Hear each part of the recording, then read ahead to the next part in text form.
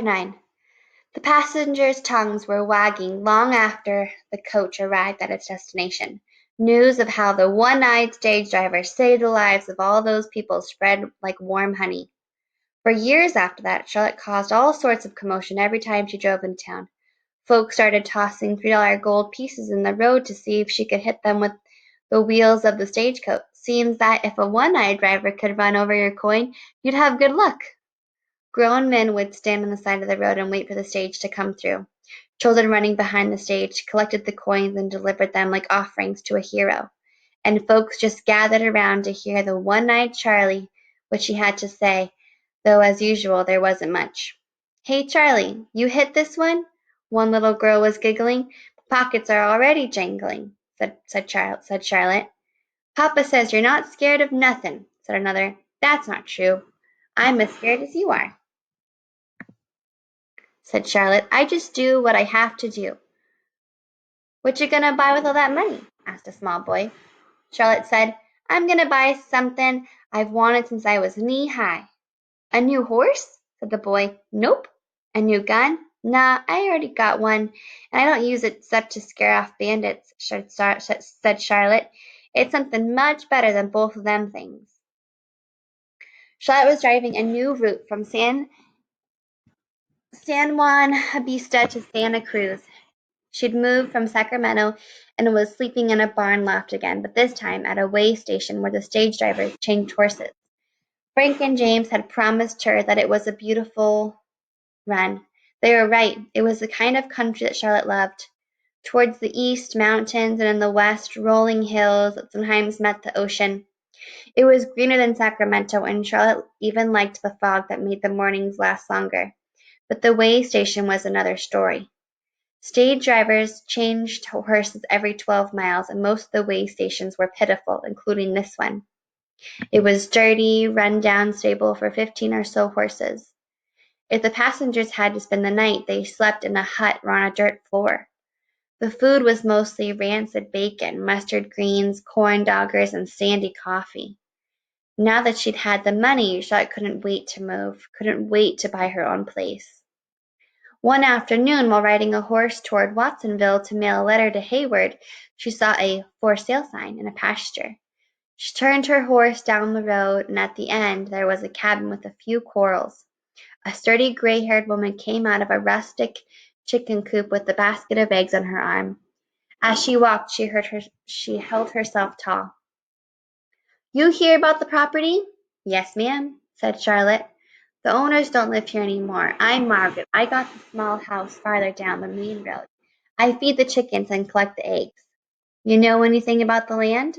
asked Charlotte. "Well, best I know is it's 25 acres. There's an apple orchard that needs tending real bad, 40 laying hens. Front pasture runs all the way to the main road to town." Charlotte looked out toward the main road. That acreage would make a perfect way station. She knew that if she could get Ebenezer out here, he'd do a finer job than anyone managing it. Charlotte turned her attention back to the woman. "Are there any neighbors?" "I'm the closest," said Margaret, "but it don't look like for long. I was widowed last year, and my husband still owed money on the mortgage. I've been trying to keep up the payments. I sell the eggs in town to get by, but the bank's threatening to foreclose." "Where are you moving?" asked Charlotte. "Well, now, that's a quandary," she said, looking out over the land. "Lived here most my days, but don't have family. Don't want to leave, but I can't pay, and the bank, well, they need their money." For an instant her face clouded over, and her warm brown eyes reflected sadness. "If you're looking for another bit of land, I guess the bank would sell you mine in a hurry," said Margaret. "Well, I'll be on my way. Good luck, young man," and she turned and walked down the road. Charlotte surveyed the property. She'd known the moment she came down the lane that it was the land she'd been looking for. She saved a substantial amount of money. She could afford it. As she rode to the bank to inquire, though, instead of thinking about the 25 acres and the home she could finally own, she couldn't get her mind off Margaret and the home she stood to lose. A few days later, Charlotte offered $600 in gold coin for the property. The bank president handed Charlotte a pen, and she signed the papers. You just bought a fair portion of what is called Rancho Corralitos, said the president. Thank you, said Charlotte. Tell me about the land to the west, the small parcel where the widow lives.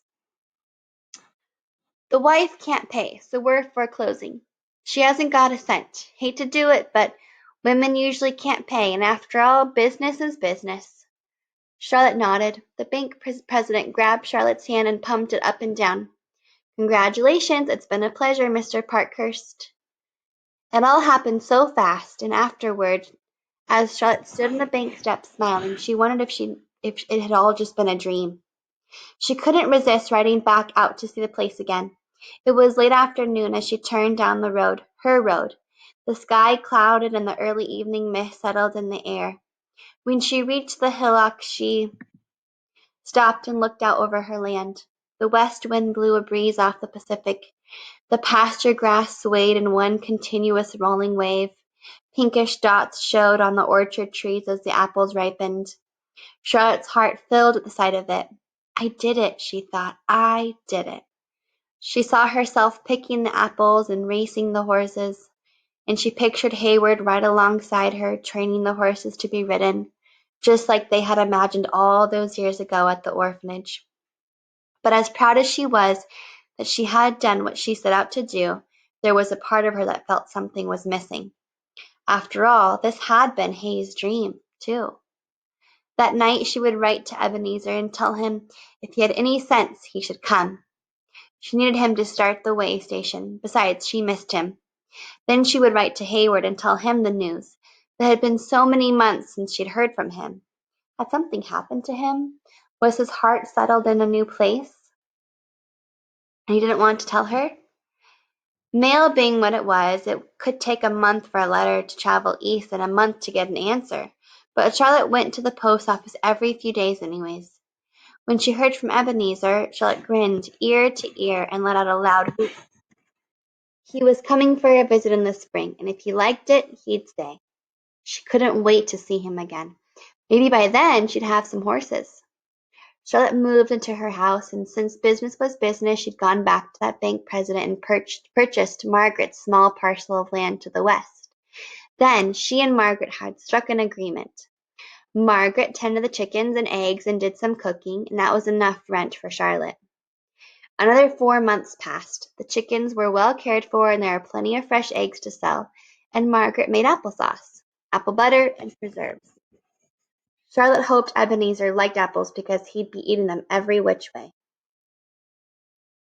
Charlotte rode home one evening, tired and dusty. She was familiar with every shadow of her property, but in the waning light she could tell something was wrong. She stared hard in the dim light with her good eye to figure out what it was. In the front pasture there was something different, something wooden. A box? Who would have left a wood box in her front pasture? As she first moved in, she found a burlap sack tossed down her road. It was a litter of kittens that someone had abandoned. She took them in, nursed them all, and now they all ran over her orchard. Had someone tried to leave another poor animal on her property, this time in a wooden box? As she rode closer, she realized it wasn't a wooden box at all, but a sign. Someone had pounded a wood sign in her front pasture and painted some words on the front. Puzzled, she walked her horse through the tall pasture grass so she could get a good look. Her heart leaped at the sight. She turned the horse and galloped towards the cabin. Painted on the sign were the words, "Private Property." Sitting on her front porch, playing with an armful of kittens, was a lanky, broad-shouldered, red-haired man with the biggest ears Charlotte had ever seen. "Hayward!" She tied her horse and bounded up the porch. She hugged him long and hard. "Hayward, you're taller than me and twice as strong. I don't think I can stand it," said Charlotte. "It's about time. I could be better than you at something," he laughed. They studied each other. Hay had never seen Charlotte's eye patch before, and she was suddenly embarrassed. I'm plumb blind in that eye," she said. "You don't look much different," said Hay, "but you would scare William to death." They both laughed. Memories of the orphanage flooded over Charlotte. When Harry reached for a runaway kitten, Charlotte noticed the thin leather tied around his wrists. "You still got the leather bracelet," she said, and held out her arm next to his to compare. Both leather bands were soft and rolled from the years of wear. "Remember that day, Charlotte?" "As well as you," she said, and they hugged again. So many years had passed between them. They were older, but everything about them seemed familiar. I miss you, Charlotte." "Me too, Hay." Charlotte had been so hungry to see him that all she could do was stare. She started to reach up and ruffle his hair, but then she hesitated. An awkward silence came over them. He finally said, "Well, I made it to California." And when she remembered her manners, she said, "Sit down and tell me what you've been doing." "Well, after my folks moved to Missouri, I rode for Pony Express, but that didn't last long, about a year and a half. The Transcontinental Telegraph and the railroad took its place quick after. After that, I needed work, so I moved cattle for a while, and I've been stock tendering some." He grinned. "Been saving my money for California." Charlotte smiled. It was the same old Hay, chattering away, as eager as ever to tell her everything. She relaxed. Nothing had changed. "Now my folks want to move west, so when I got the chance to ride out with the wagon train, I knew I had to come. To learn the roads and to see you. That's where I've been all these months, on the wagon train. I saved every one of your letters. I can't believe it's you, Charlotte." "I know, it's hard to believe, but I'm the same old Charlotte, fightin' and scrappin' my way." "You still driving?" he asked. "Some. I aim to make my property the way station, change the teams when they come through. I'll take care of the horses and buy a few of my own with the money I bring in. Ebenezer's coming for a visit, and I'm going to do my best to get him to stay. For all my traveling around, I didn't ever think I'd want to stay put, but for some reason, I'm as content as my new mare." "You got a new mare? Will she foal in the spring?" he asked. "Yep," she said. He nodded his head and grinned. "I guess we're as far away from the orphanage as we'll ever get." "What do you hear about the orphanage?" "Well, I saw some of the boys now and then. Last I heard, Millshark's still there, but Miss Boyle's gone, and I heard William got adopted the year after me by an elderly couple who needed someone to work their farm. I guess the man loved his animals, and William beat his prize mare, so they sent him back. First boy in years they got unadopted. Don't that figure? You heard about Vern, that he passed on?" "No," Charlotte said quietly, "I didn't know, but for some reason I suspected. He was getting on in years when we were there. I will never forget him for all that he did." Charlotte got teary-eyed and didn't even try to hide it. She pulled out her kerchief and wiped her eyes. Hayward looked around the cabin. "You done good, Charlotte. You done real good."